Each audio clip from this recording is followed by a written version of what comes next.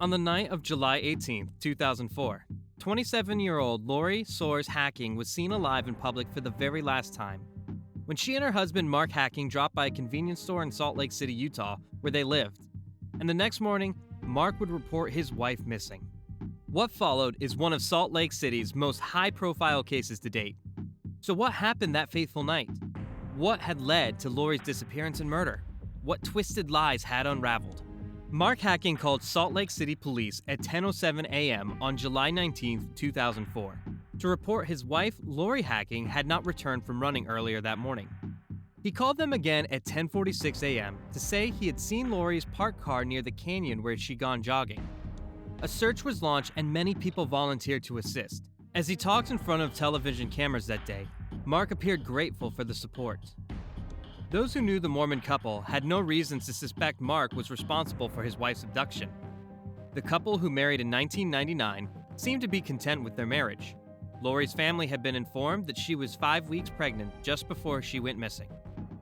She'd given her notice at Wells Fargo, where she worked as a stockbroker's assistant, and her final day was just a few weeks away.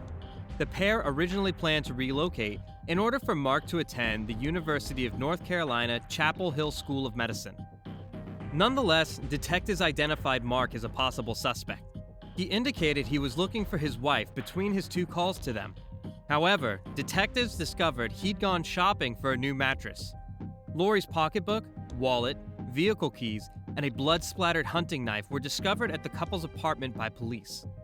In addition, Lori's car's driver's seat had been adjusted for someone taller than her, and there was blood in the back seat. On July 20th, cops got a disturbance complaint, citing Mark wandering around outside a motel wearing nothing but sandals. He was then taken to a psychiatric hospital for this stunt.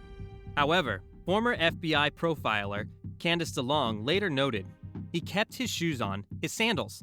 That's not generally something we see in someone truly psychotic.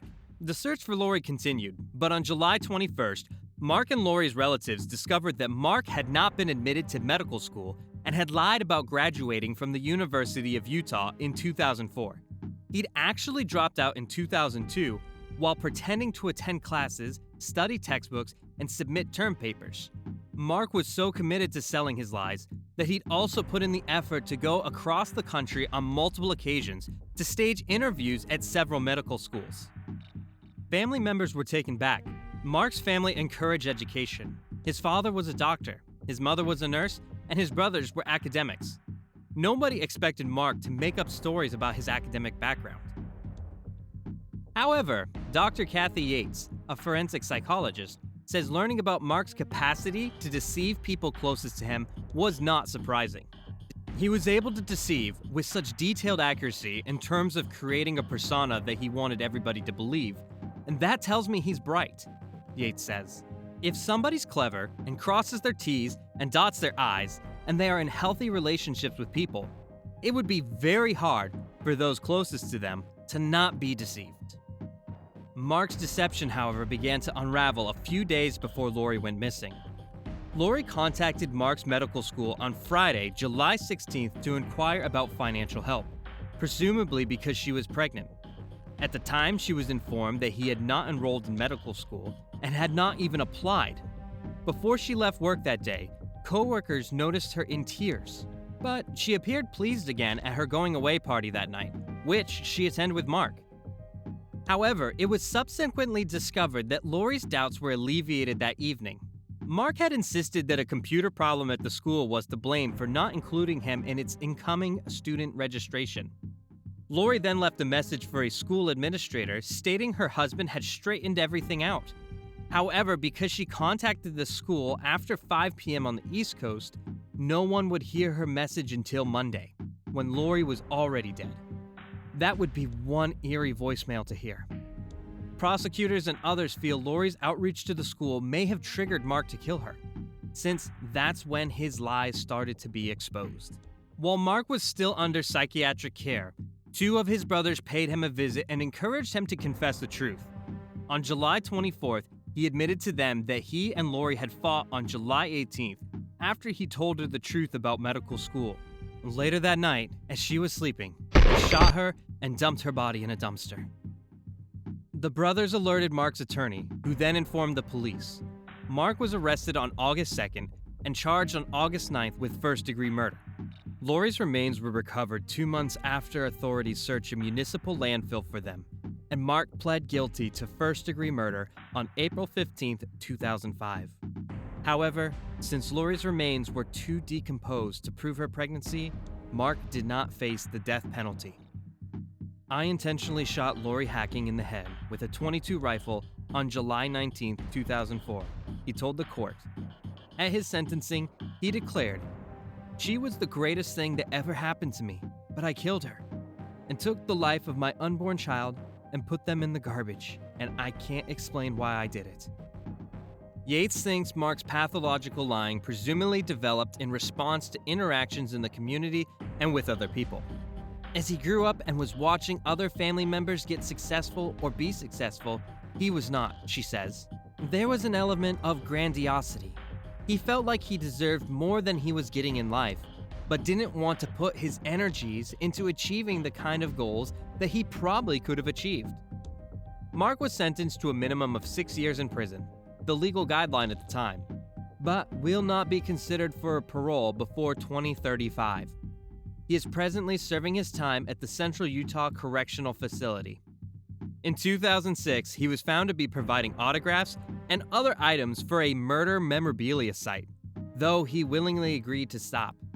With encouragement from his family, he has also written a life story while behind bars.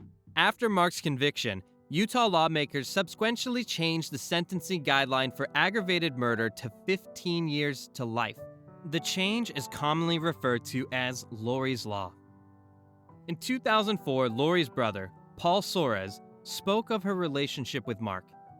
He didn't have to be a doctor, a president, whatever it was. As long as he was doing his best, she would have loved him. Lori's typewritten note to Mark was discovered in the couple's spare bedroom during the investigation into her disappearance. It's unclear when she wrote it, but it could have been linked to the July 16th call she made to the medical school where she assumed Mark was enrolled.